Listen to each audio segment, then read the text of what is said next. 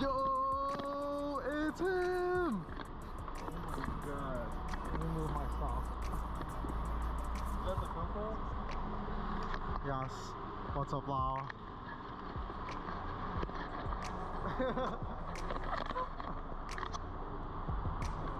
Got everything? Oh yeah.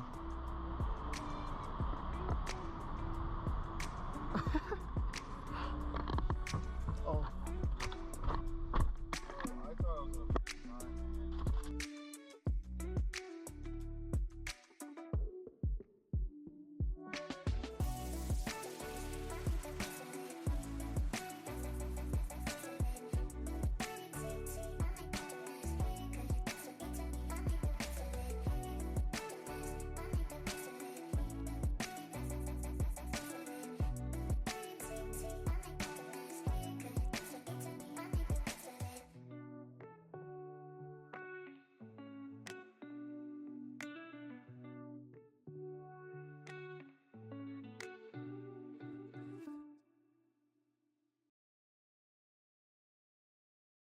man. What's up, fellas? Welcome back to another episode of the Gomu Gomu Talk podcast, a podcast where we talk all things One Piece.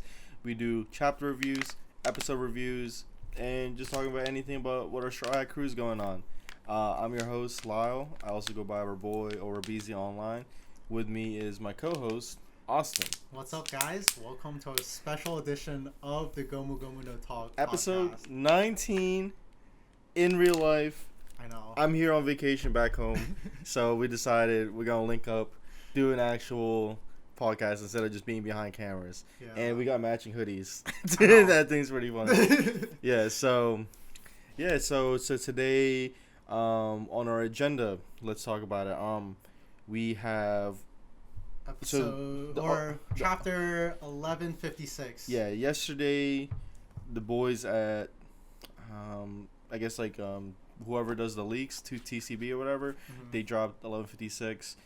So this is the early stuff. It's not fully it's not officially translated yet, so I think some things might change in context.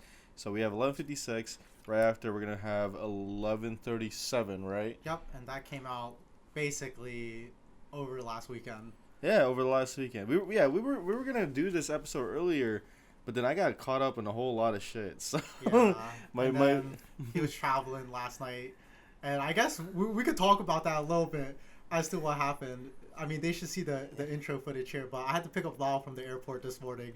I left at around 5. 6 o'clock in the morning. I was supposed to be. You're supposed to land at 12:30 at a.m. Yeah. So around midnight. Yeah, and it got pushed back 6 6 hours. 5.5 hours probably, or almost 6. So I picked them up around 6. It was crazy. Yeah, right now it's about 4. So we're doing this. We decided to do the podcast today as soon as possible. Yeah, we're actually about to go out and eat after this, so I'm excited for that. But I'm actually very excited to do this. So let's actually get into this. Yes, but before we start, I actually have a gift. I had to hide it. I have a gift for Lyle. I thought this was only just supplies. No. Please tell me that's not what I think it is, man. It's definitely not what you think it is, because I specifically didn't get you what you wanted. Oh, this is perfect. No, wait, I don't know what it is. the camera? Yeah. And then look at it. Oh my god, it's a Den Mushi. Yeah, it's the long one. It's the long transponder snail. My fucking boy, man. Thank you. To give you some context, I was at a store a few weeks ago, and Lyle asked me specifically for a Ace hat plushie, but I was thinking that the plushie was actually way bigger than I thought, and I was like, there's no way Lyle has enough space in his suitcase to take that home, so I went with the Den Mushi instead. It's also a speaker, I think. Really? Yeah, I think it's actually a speaker. You can connect Bluetooth, aux. That's crazy. I'm gonna actually try that. Oh my god, thank you so much. So yeah. All right. But now we could get into the actual pod. Shit. Now, dude, that was a genuine reaction. So we can't start this takeover. Yeah. So this week we're gonna start off at 1156. This is a really fucking good chapter, guys. So we had a break last week, and man, we say this every single week since we started this podcast. Oda's been fucking writing some fire, spitting bars, whatever, whatever you want to say. So this is a really good chapter, and I guess we can start it.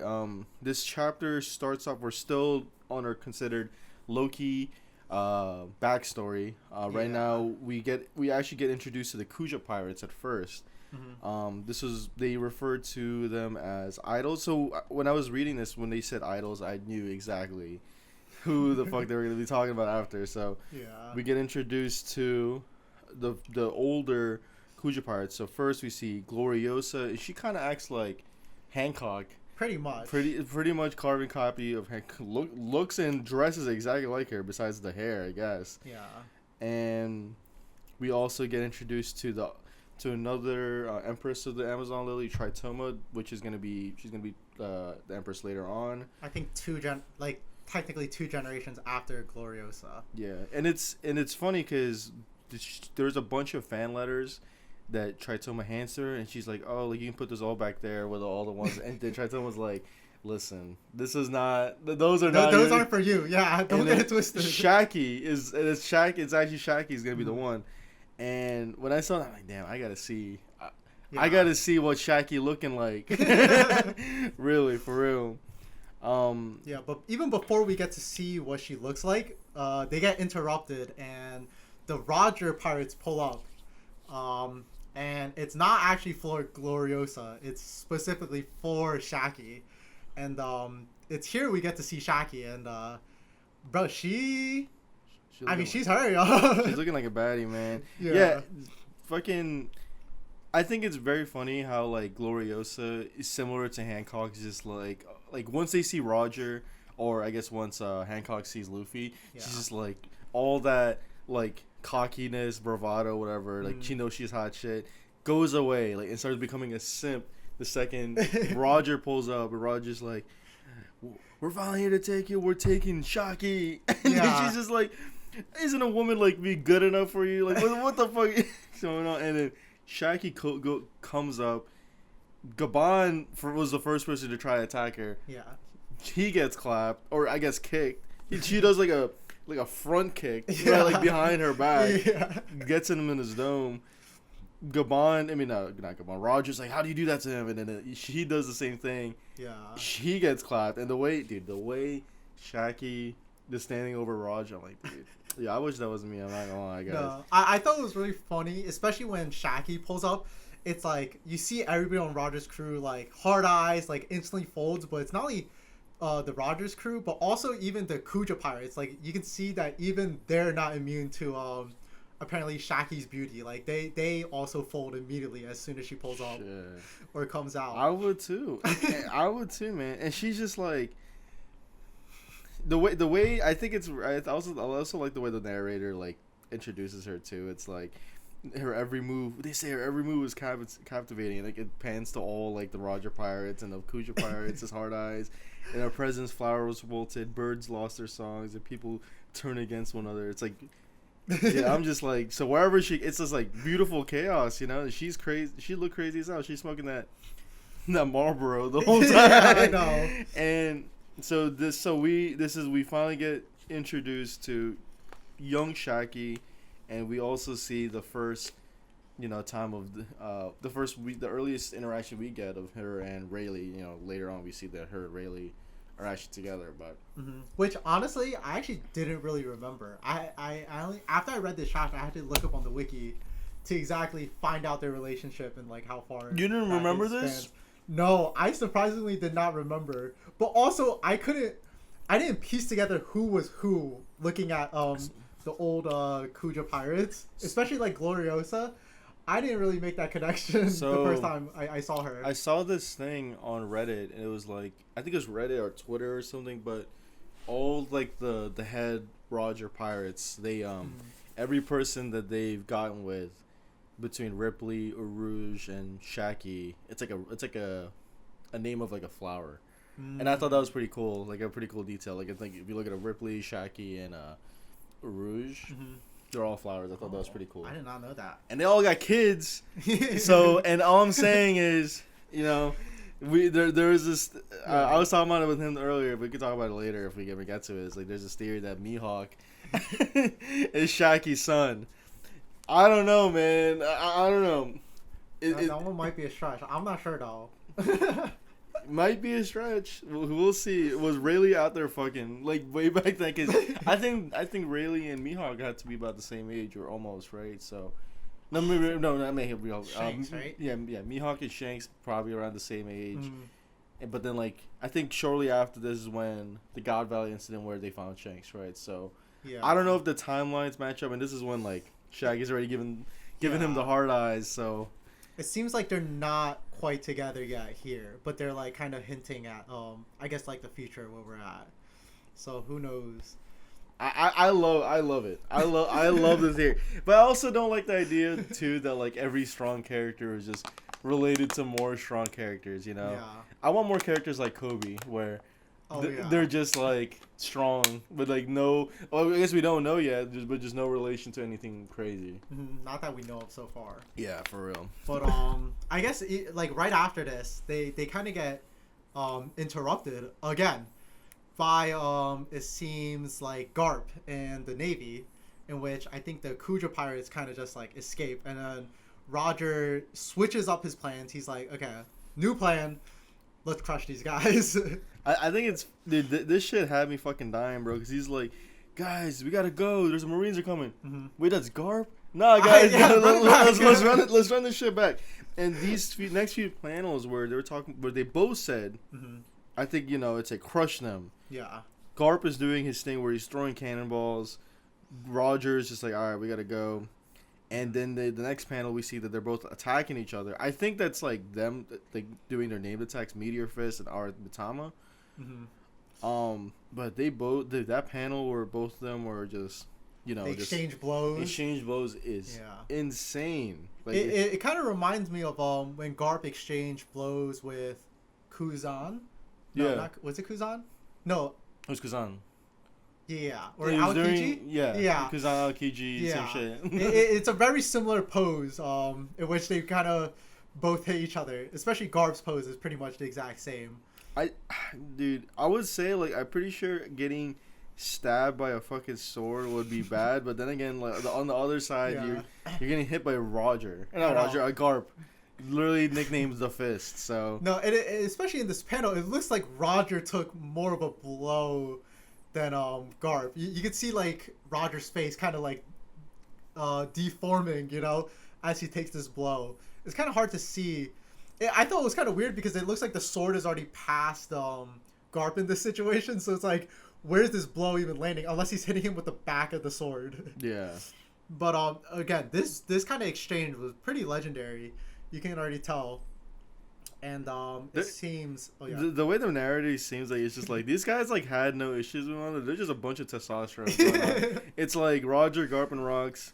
Three who would be spoken as legends of the Great Pirate, but at this time, their blood burned with passion of youth. And these guys are just a bunch of young motherfuckers, just like, fuck it, well, let's fight right now. And man, like, you know what? I can't wait to see how Rox goes into this, like, their relation, like, of them seeing each other when they're young, like before the God Valley incident, because they had to have been like having some encounters beforehand, right? 100%. I mean, if you look at last chapter, Rox just pulled up to emo just to pull up, So I feel like, and I mean, we might have a discussion later about this, but this is kind of leading us towards the God Valley incident and really seeing what takes place, as well as the fight there, which I personally thought we would never get to see it. But after seeing the last few chapters, I feel like it's kind of been building up to the God Valley incident. Yeah. So right after that, too, we get it's just a little thing where the narrator like explains to us what happens to Shaki. She becomes, after this incident, she becomes the Pirate Empress, and I guess after that too, Tritoma, according to that little timeline that we got, however many chapters ago, during the SBS, she becomes the Pirate Empress too. So we get introduced to like the past two Pirate Empresses before we see Hancock, and I guess like if putting two and two together, this is when Gloriosa probably left the Kuja Pirates to go try to either join the Rocks Pirates or go look for Roger's love or whatever. Or I was thinking maybe I like in my head it was more so the rocks rocks pulled up and probably she lost herself from her crew from the Davy back fight or encounter. That's what my idea was, because again she is part of his crew we see later on. And we know that he recruited most of his crew either through just people joining or through Davy back fights. So yeah, that was a big part of this whole chapter, and we go back to Elbaf. At Ida's tavern, and we get like this little few exchanges. Like Loki is he's in his rebellious phase, like, you know, like after all the culmination of him getting, I guess, bullied by his family and him starting to get like outcasted by his friends. He's starting to become a little brat. He's trying to leave the village, trying to go out to sail. And he's like, I don't want you guys to save me, all this stuff. I want to join rocks. And I think it's really funny. Ida's just like trying her hardest to be such like a mom. Just like, oh, you guys are so cute. And she's like, he's just like, shut up, bitch. Like, she's like, you're just a gold digger. You're just trying to get to the castle. You're trying to get to the castle. And then like, and then what's his face? Hajruden's like, what'd you say about my mom? Yeah, even Harold was like, bruh, like, you can't be saying that kind of stuff. But again, Loki really lets them know that he's sick of Elbaf. He's sick of the people there. He thinks they're weak. He calls them dirty. And he personally just wants to be free, like Rocks, you know, his idol Rocks. And that's why, again, we see him, he's constantly trying to leave, or in the future, right after this, we see that Rocks is visiting Elbaf quite frequently, trying to recruit Harold, and Loki every single time tries to join Rocks, but we see that he doesn't end up making it. Every single time. It's like the same way. This is like Luffy's like Shanks moment, right? Where he's always trying to join. Yeah. And prove himself. Prove himself and everything, and you know, Rocks and does not let him do it.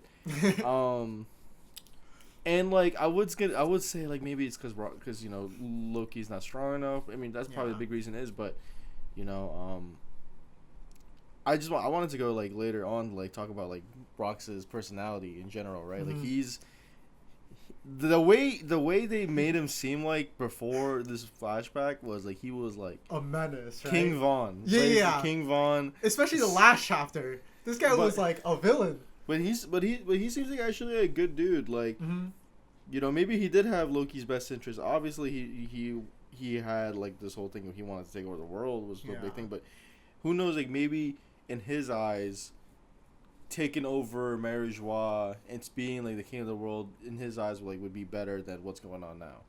You know, like he knows at this point what's going on with Emu. He's seen Emu. He's seen the flower room. I assume he knows something that most other people at the verse currently doesn't know. Especially if he's pulling up to Emu like that. It's like, I'm running the block, you know? Yeah, I'm running the block. I'll be back. He definitely knows something. And for example, like, I mean, we'll get to it later, but he has a plan. And it seems like he knows a lot of things that people in his crew don't even seem to really know. Let's see. And also one thing as to like why he doesn't let Loki join the crew, I feel like it's also relative to like when he's going to Elbaf to try and recruit Harold, like who's like notoriously strong. So like seeing Loki, who's like this tiny kid, try to join, he's probably just like, not like, I'm not here for you, like I'm more here for Harold. So it kind of makes sense that he doesn't want Loki to join, especially when he's going there to recruit the strongest giant, you know, that we know of so far in the story. Man, I wonder, like, it makes me think, like, how did like Harold die so easily to just a bunch of guards, right? If he's just supposed to be this strong motherfucker, I would think that, you know, his guards wouldn't even be enough to like kill him. But that's the thing is, I definitely think he probably got snuck attack, and then like also betrayed. I think that's what it seems like to me, also from a few chapters ago. But right after this, we kind of see there's this mysterious pirate that shows up to Pirate Island, and this is several months later. And again, key differences right now that we see on Pirate Island is that there's not that iconic skull shaped boulder there. I think they described it as a fish shaped boulder. Yeah.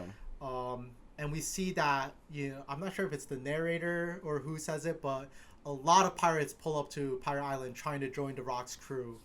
And again, there's this kind of like masked, not really masked, but silhouetted character that pulls up, and He looks like Don Krieg.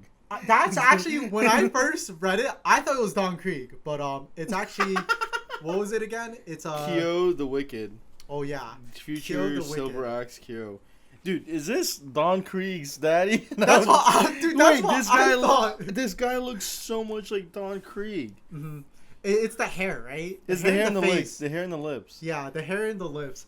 I thought it was Don Krieg. It took me a second, but this is Kyo the Wicked, and they know him as Shiki's rival, and at first they're just like kind of talking down on him, like, oh, not everyone can join, like you got to go up there to the fish-shaped boulder. But the farther you get, like the more wicked or like horrible it gets.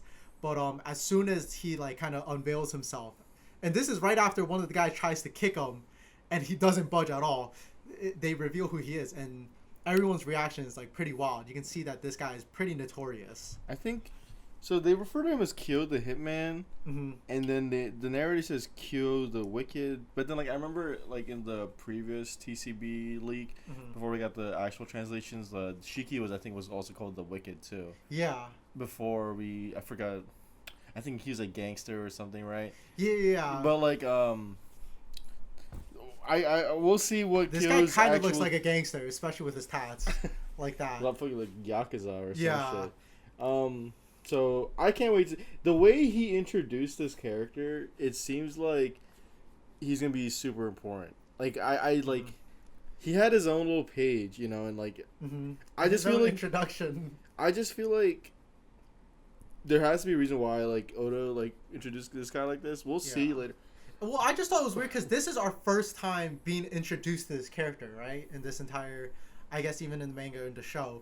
And, I mean, we've seen Rox's pirate crew before, and we've never seen this guy a part of that on God Valley or even before this. So I'm interested to see how this character plays a part in this story, as well as, like, joining the Rox Pirates, because it seems like he had, we know everyone joins Rox for a reason unless they're kind of recruited through the Davy backfights, and this guy is pulling up here voluntarily to join. Yeah. So he definitely has some sort of like motive. Just the way he's posing like that reminds me of like the way they like introduced like Figureline Garling, right? Like it's like the way like Garling or like Katakuri is just like it's just like he just threw it in there, but it's like these motherfuckers are up to fucking something. And that's why like I know people talked a lot about Kyo, and I'm just like there's so much shit going on in this chapter, but it's like now I'm starting to see why, because it's like the way he just inserted him in. Yeah. I'm really interested to see what more he's gonna do with this character. Mm-hmm. He came in with aura. With aura, and he doesn't have his own little box, right? Yeah. He's got like 2 pages basically. Mm-hmm. And so after that, we see I guess it's the Rox Pirates going together, talking about their plan, what they want to do. So Zabek's telling them that basically everything that they need is on Elbaf. So, or not everything, most of the stuff they need. Yeah. So he's still trying to recruit Harold. That's but he also one of the reasons why it seems like is because there's 2 legendary devil fruits that they're after. One of them is most likely, according to him, according to Zabek, on Elbaf, and he wants Harold to eat it. Yeah. And there has to be a reason why specifically Harold has to eat it, and yeah, I don't know, like, why can he just eat it? But also, like, this is probably talking about the Nika fruit. Possibly. I think, I mean, like, I don't know what else it could be, but I remember someone mentioned on Twitter, before, like, to, like, trying to tease what the chapter's about, they posted a picture of just both the Nika and the Yami Yami no Mi together, and I'm just like, so do you think those 2 could be the 2 legendary devil fruits that they want, that everybody wants, or like that is needed? Because it's like the difference between like the sun and the darkness. So it's just like that's kind of actually what I thought when especially when he mentioned 2. I was thinking definitely the dark fruit. Obviously, because I feel like since we know Blackbeard, like he was searching for that his entire life, and it would make sense that we know that's one of the most OP fruits. And again, this other fruit on Elbaf, I could see it being the Nika fruit, that he specifically wants. But I don't know why he needs Harold to eat it. I think in the translation, in this the scans, he says it'll only show its true power if Harold eats it, and it's just like, why Harold? And how does he know it's Harold? Especially since if we know that it's if it is the Nika fruit and it is the ancient Zoan, like Zoans kind of pick their users, right? Yeah. So it's just like, how does he know that Harold has to eat this fruit, or does he just believe that? I think he just believes it, but it must have been some of those fucking what's those texts called, like the encyclopedias or whatever. Nah, like those on those cubes, the road polyglyphs. Oh, the polyglyphs? Maybe someone he read some shit in the polyglyphs or and wherever the fuck, like. Yeah, I guess maybe it has to do with the ruler of Elbaf, because we can kind of see, and we're kind of gonna get into it, the how Elbaf plays a part in this story. Because right after he mentions these two devil fruits, we see Captain John and the rest of his crew kind of talking about. He mentions the Galila. Captain John was saying that they need the Galila for this, and Big Mom was like, there's nothing about the Frozen Army of Giants. She's gonna try her best, and I'm just like, how is this all gonna? How is this playing a part in this story? Like, what do they need them for? And does this have to do with, like, again, what does this have to do with his ultimate plan that we're gonna get to next? And then Whitebeard mentions, if you can find them, what are a bunch of corpses gonna do? Mm-hmm. So it's like, are they dead? Are they just like frozen where they'll thaw them out? They'll be okay. Yeah. Fucking doubt it, But we'll see. Or maybe like being frozen giants is just like a metaphor for something else. They're just like out there doing something. I don't fucking know. Also, do we know when they were frozen? It was like it's been a long time, right? It seems like. Yeah. I'm also curious. Hundreds of years at this point. Who froze them? Like definitely not Aokiji. I think the government. Like, got to them. Who the shit? We'll find out. I see my boy Strusen. Cook fruit, the oven, whatever. Yeah. And my boy makes an appearance. We also see new character, right? Pirate Barbell.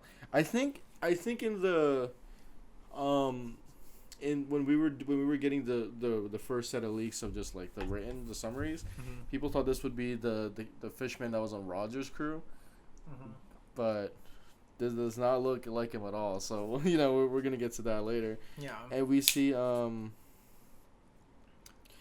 he mentions if they did come back to life, they'd have no reason to listen to you. So that's why we need Harold. Which that makes sense. Yeah. That actually makes a lot of sense. And then Kaido mentions why don't we just force them to obey to us? Same thing with Harold. And then that's when fucking Zebek just low diffs his ass, just like fucking stomps him. Yeah, curb stomps him on the face or something like that. And just like easy as fuck, and he just like, and Kaido's like, everyone's like, yo, Kaido, chill, like you're probably gonna get your fucking ass beat. Yeah. Here it's a young Kaido too, to remember. Like, this is pre-Devil Fruit Kaido. He's a youngin, and so he kind of was stepping out of line here. And I think Harold is like he talks to Kaido. He's just like Harold. He refers to Harold as his pal, and you can see how much Zebek respects Harold. He calls him a pal, and he's just like, never say that kind of stuff again. Yeah. Because again, he's not. We know that he goes back to Elbaf a few times and tries to recruit Harold, but it seems like he's not trying to brute force him into it. Like, he's genuinely asking him, which I think is it's interesting because it shows a lot about his character. Like, he's a good guy. Yeah. After seeing this, I'm like, yo, this guy might be the good guy. He's a reasonable fella, and you know what? Like, I feel like if we see more Blackbeard like clips, Blackbeard probably is a good guy too. Yeah.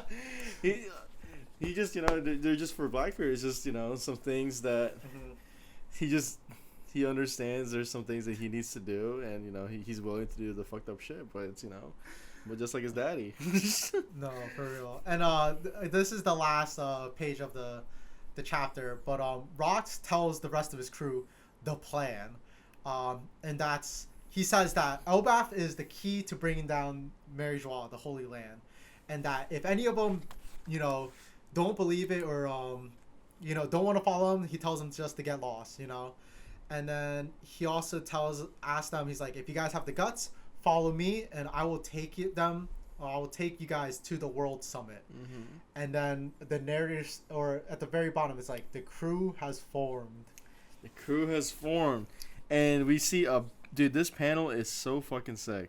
Mm-hmm. We've seen, like, from this flashback, like, already, like, multiple panels of everyone together, and it gets better and better each time. So we see, in this one, I'm gonna try to remember this, because I haven't written down, but I'm gonna try to remember the names. Mm-hmm. So there's Barbell the Fishman on the top. There's Whitebeard. Then there's Ochoku, the future king of Hachinosu. Mm-hmm. I think that's Stussy at the bottom right. Oh, yeah, that is. I actually didn't even see that. That's Don Marlin. Yep. That is Shiki. Then we have Rocks in the middle. Then we have Lin, big as hell. Who would have thought Big Mom is actually huge? Streusen, my boy Captain John, Kaido, and I forgot this last guy's name. Gansui. Yep. The same guy that was on what's this called? Thriller Bark. And the chapter ends there. Man, Zebek is fucking insane. Like, that dude, this is no longer the Loki flashback. This is the Rocks Pirates Zebek flashback. And yeah, he's taken over the show. I think in the Aura tier list that we had him top 3, right? Yeah, we did. On our updated one, we put him top 3. Yeah, he might be taking the spot as I actually don't remember who we had as number 1. Did we put him number 1? I think it was Shanks. Was it Shanks? Because the thing is, like, Shanks has dropped down, bro. Shanks has, like, the nonchalant, like, I'm pulling up. It's like, oh shit, everyone. But the thing was, Zebek was doing all this when some crazy motherfuckers were on sea. When it was Prime Garp, Prime Roger. There's some legends out there too. Like, Big Mom was still out. Garling. Was in action. Sengoku was in action. Mm-hmm. Like, all these heavy and this might be the nostalgia glasses going on. Although the old era was better. Like, nah, dude. No, yeah. Well, I guess, and we can get into, the discussion. He pulled up on Emu. Yeah, I know. I guess, we could discuss about this chapter. But before we discuss, I kind of want to talk to you about the cover art for this this chapter. Again, it was a pretty nice looking colored manga art this time. Yeah, I really liked it. It has everyone, the Straw Hat crew, but it also has a few additions. It has Roger, we got Rayleigh, and then we have Gavin. Dude, this was actually so sick. And then we also had the Shonen Jump right before it too. I love that Oda still had to make his Gooner fucking like Nami art. Yeah, I know. Just even if it was not as big, he still couldn't help himself, because the main attractions is supposed to be the big 3 of each crew. Mm-hmm. Roger, Rayleigh, Gabon, and we have Luffy, Zoro, and Sanji are the biggest, and I guess Nami's right there. Yep. Them Yiddies are yiddying. Yeah. Everybody else is in a sack that I think Luffy has, or we got Brook in the top, and then Chopper, Robin on the on his shoulders. I thought it was pretty cool. I really like this one too. W cover art. And we have the Shonen Jump. I think there was I saw a bunch of One Piece Pokemon collabs, or I don't know if it was official stuff, but I thought it was pretty cool. Yeah, I saw a few of those too, but I saw some models where it was Gengar Gear 4 or some shit. Have you seen those? I did see that one, but I don't know if that's real. Is that real? I don't know.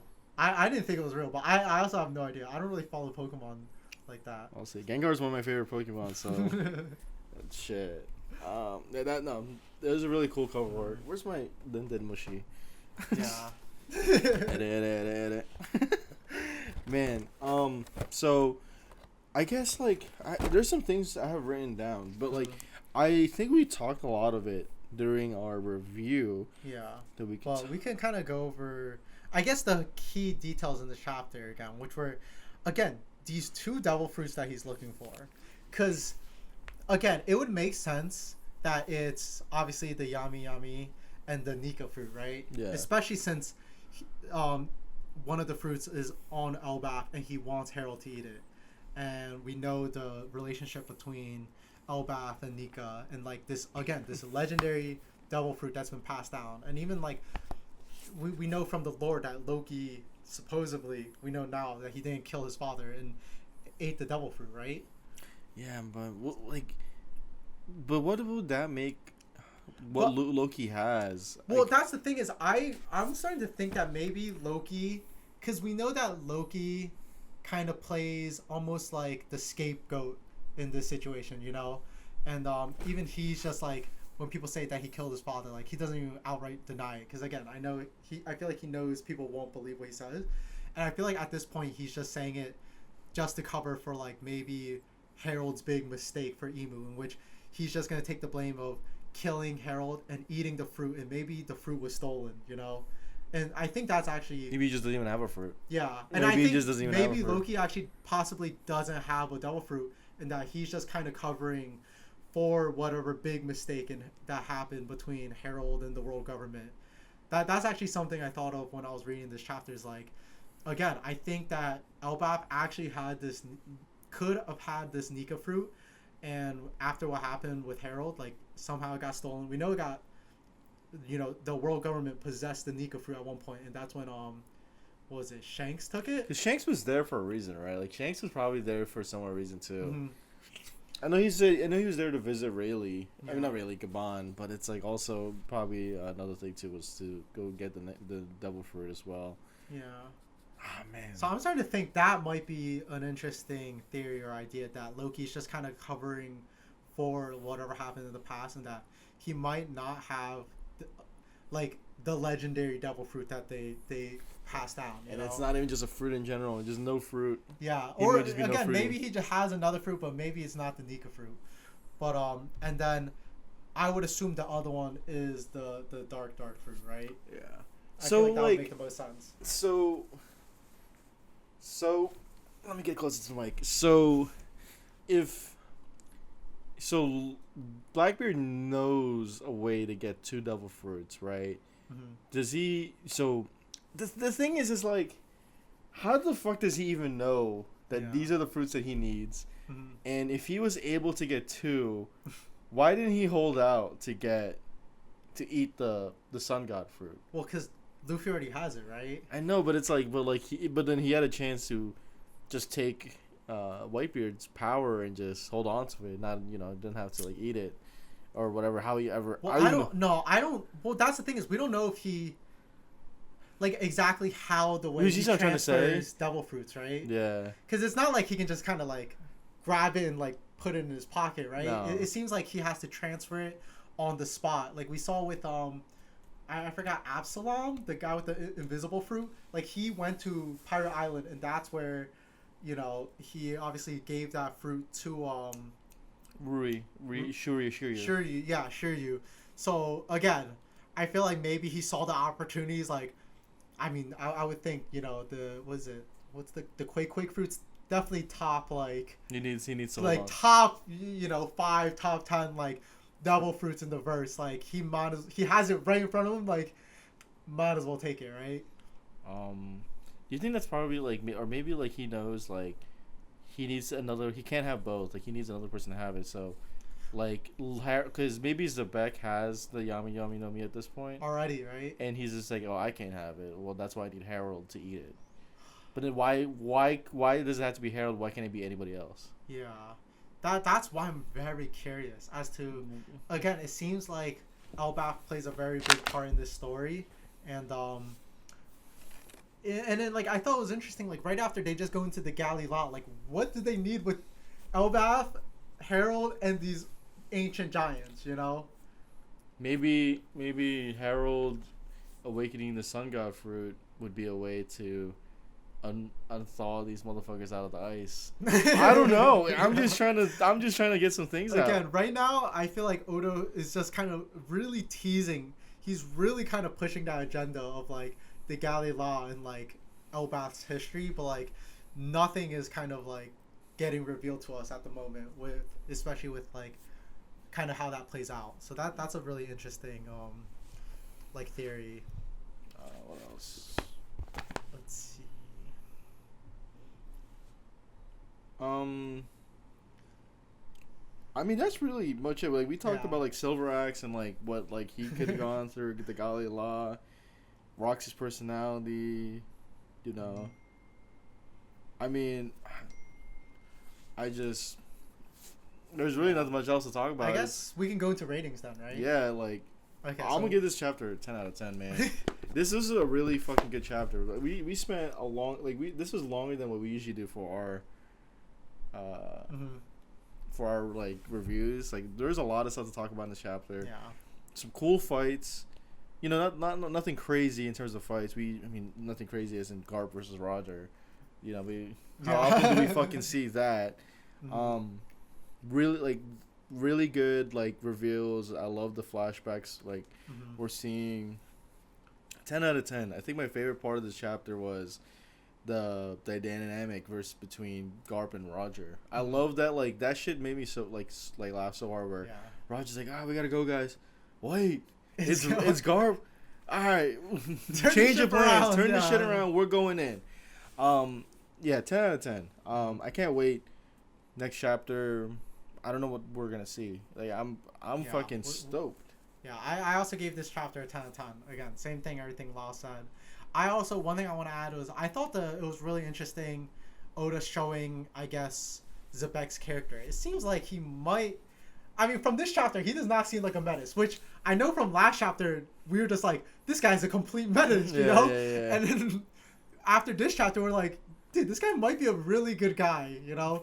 So this guy seems to have a lot of depth to his character, and I like that Oda really showed that.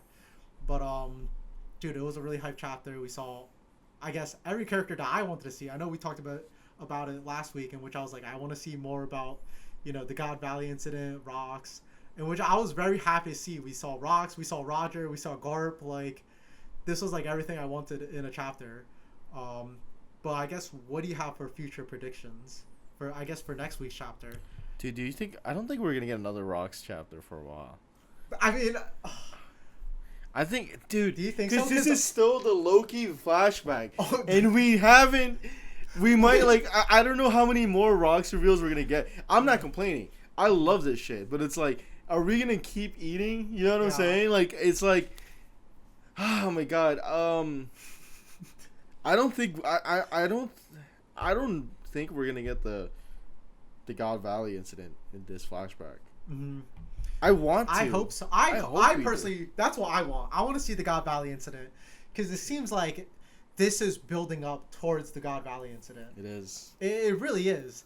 Like, every single chapter, it feels like it's really building up towards that. And I know, I forgot which episode, I was like, I don't think we'll ever get to see the God Valley incident, you know? Yeah. But the more chapters that we read, the more it seems like we're kind of building towards that. I'm just dooming very much, because I'm just like...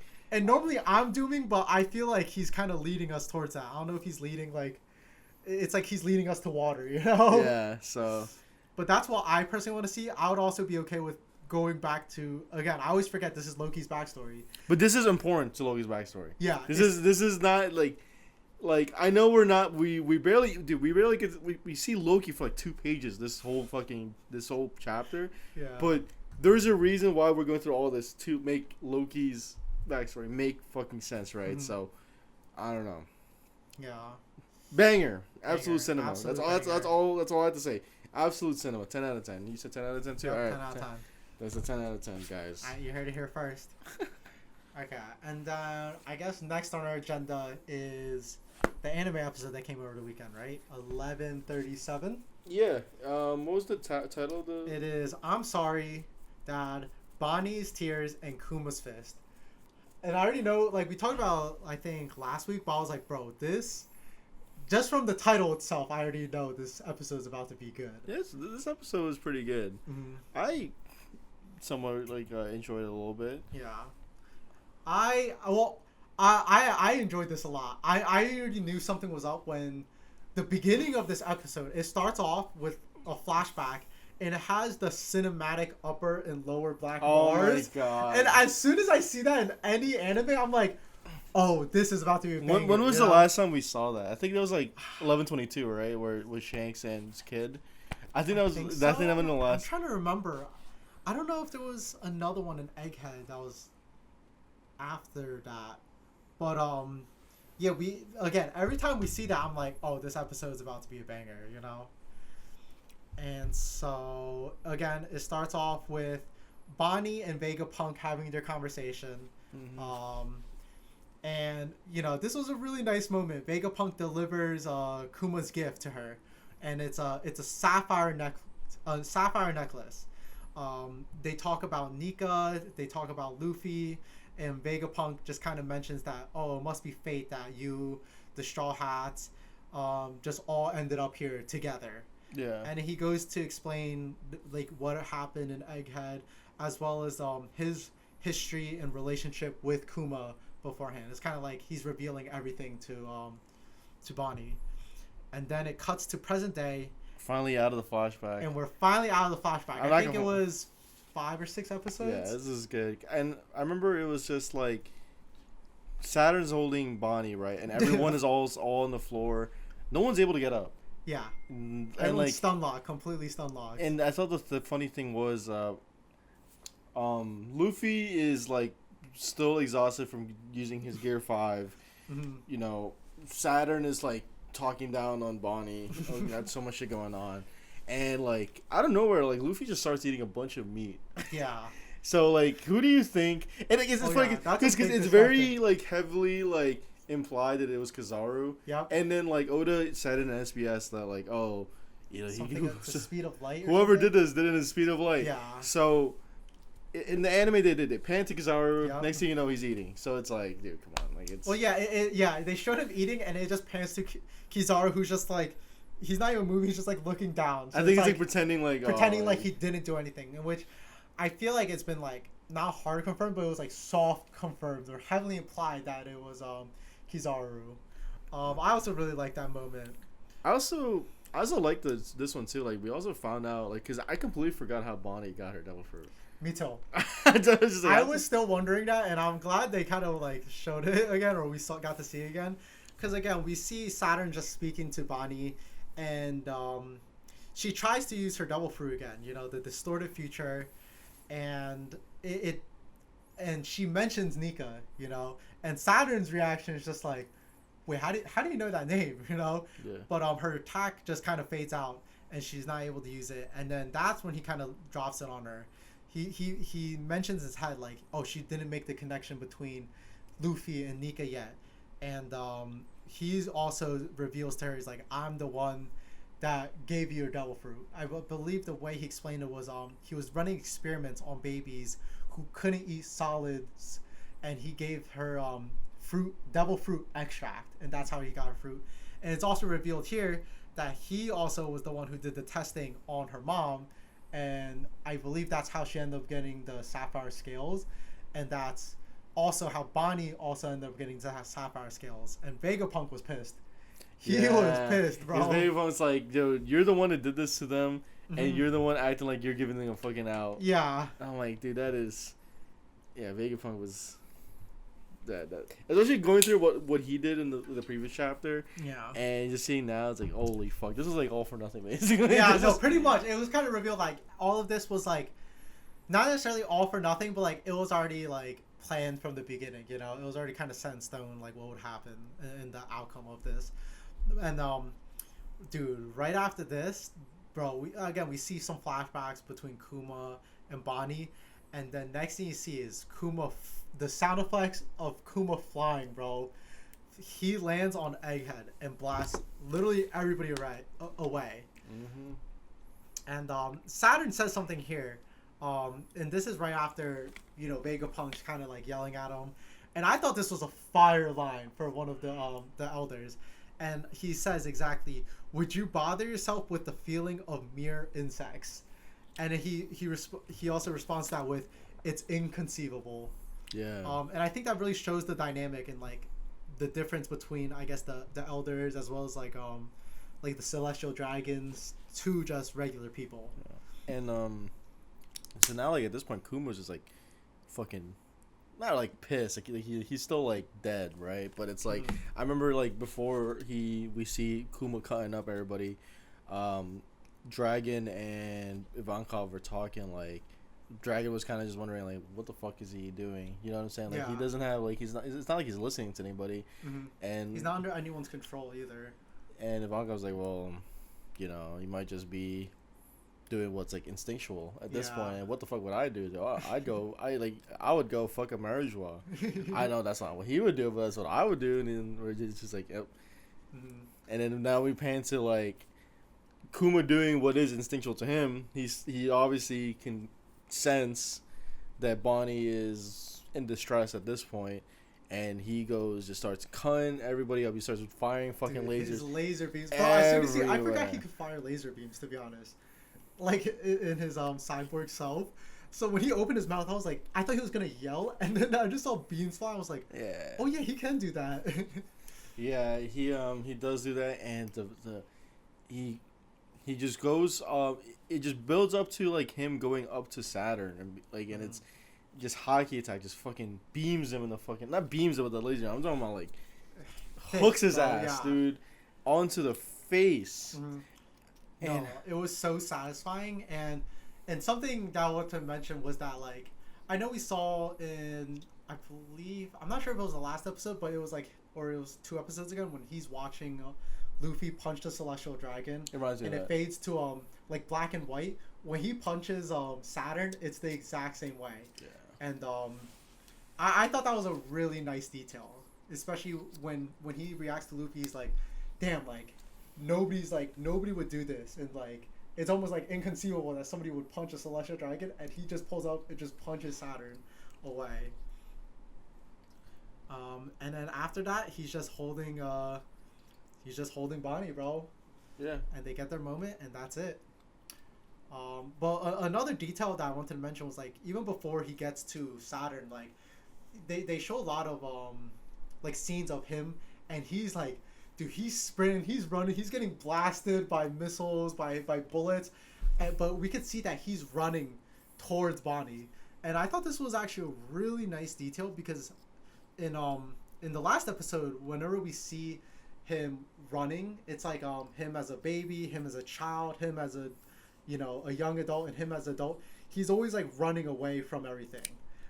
So I thought it was really nice to see in the scene that he's not running away anymore, and he's running straight to danger, to Bonnie, to Saturn, and yeah, I don't know if most people picked that up, but I thought that was actually such a nice detail. But I guess that was pretty much it. I really liked that episode. I thought it was a really nice way to jump back from his backstory and just back to present day Egghead. And now that got me so hyped for the rest of Egghead, because now I honestly kind of was like forgetting, how long Egghead was and like the fights that occur. But seeing this, I was like, for me when I read this in the manga, I'm like, oh, this is a pivotal moment in Egghead where it just pops off after this. Yeah. Like we got through the backstory, we got through the setup. Now things are about to pop off, and I mean, you guys will see in the next few weeks.